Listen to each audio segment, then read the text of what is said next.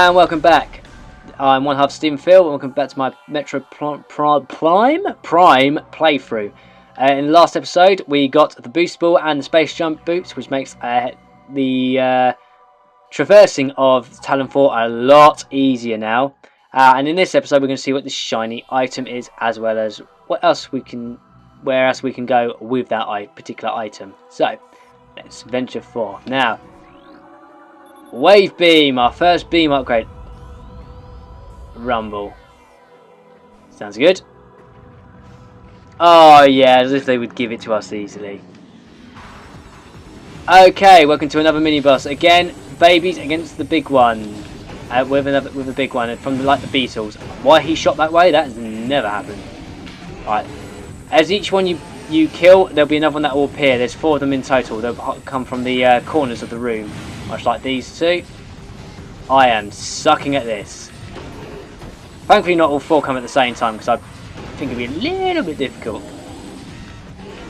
Right, as you see, the door's opening from that side. Just a few charge shots will do it. Oh.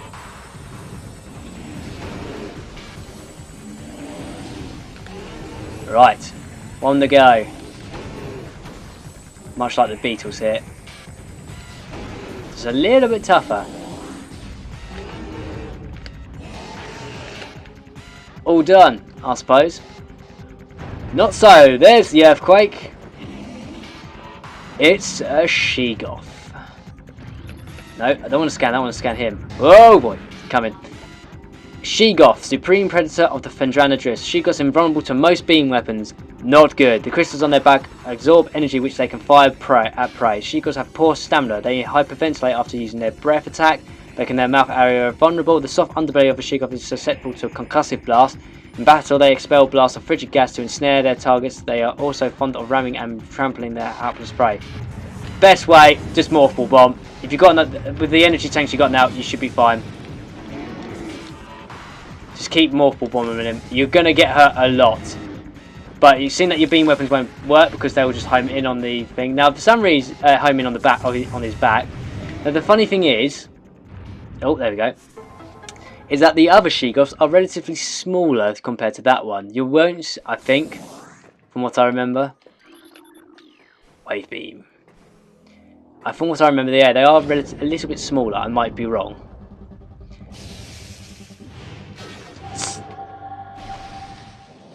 So yeah, we now have the wave beam. So now purple doors, we have now access to the purple doors because of it.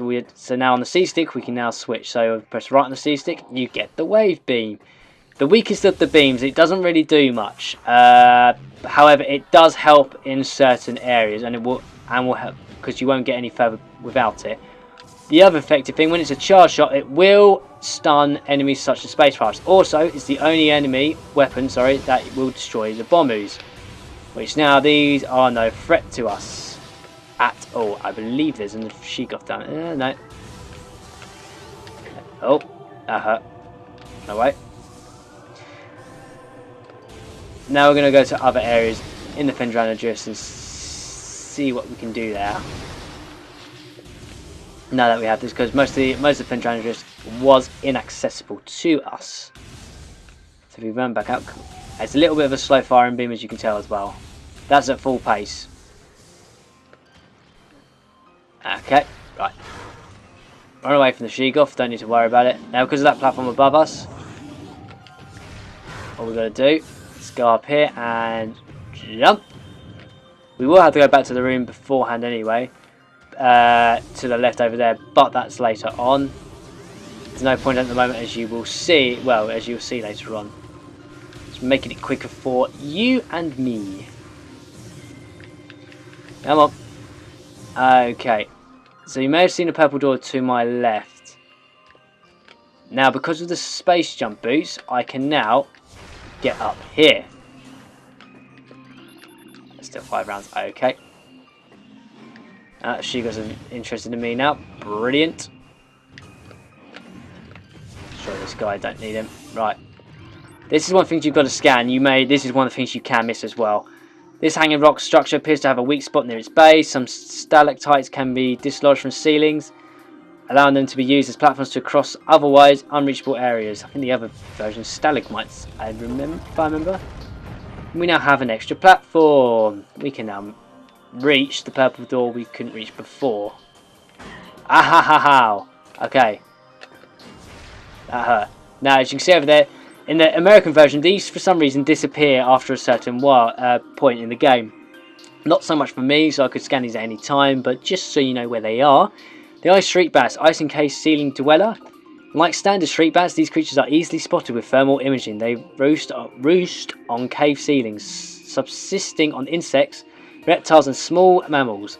Fiercely territorial, they will dive bomb anything that wanders near. So basically like their normal counterparts. Just, you know, useless. They're basically item orders for anybody. If you're running low on stuff, just go for shriek bat. Same with quite a few of the enemies in this game. Oh, have I scanned them? I have. No, I haven't. I have. Okay. Again, like I said, it's been a while since I last played. I remember some bits, can't remember other parts. I'm just going to go past, don't care. And welcome to possibly, well, it's not the most annoying room in the game, but some people don't like it, which is understandable. It's not the greatest. Right, we have a new piece of equipment we can use. This is a standard spinner device. The generator belts of the spinner can be activated by rapid rotational force. Use the boost ability of the morph ball when inside the spinner to activate the device. So, now that we have the boost ball, it makes life a hell of a lot easier. And welcome to probably one of the, I think it's the first big puzzle of the game. Certainly one of the biggest puzzles, I think. Main puzzles. I mean, it's not the hardest. I think many of the puzzles are hardest. I think the only one really is the one in Magmore Caverns, but even then that's not too bad. So basically we fill this, well, we activate that morph ball bomb slot. So now we don't have to use the spinners. The spinners are now deactivated. We don't have to use them again once they're done in their locked position. As you can tell, because their top part has come down and just completely locked.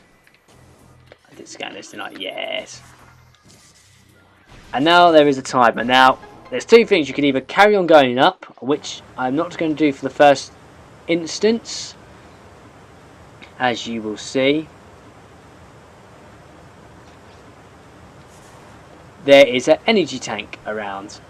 The only problem is you've got these flicker bats that are in the way. They can get in the way, which is a bit annoying. So if you go here, go down this hole, lovely little energy tank for you. So half the energy tank we have. Well, have we got half the energy tank? Something like that. It'll shoot you out again. Now the water will come back down. You won't have time to do both things, but obviously, but it's always good just to get that out the way. It's one of those items you can probably forget. It's certainly not the hardest item to forget about, but it can be a bit annoying. Right, we do this again, and now we reach the top.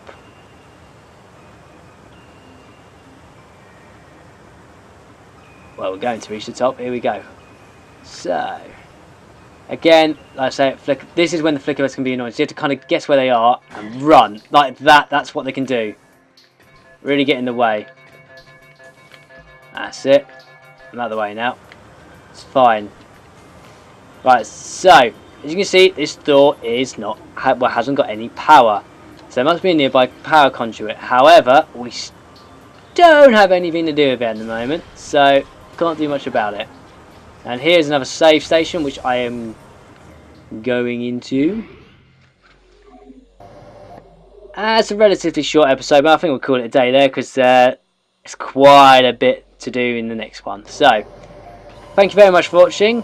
In this episode, we obviously got the wave beam, and in the next episode, we're going to see what surprises are to our right of the ruined courtyard. So until then, I will see you next time.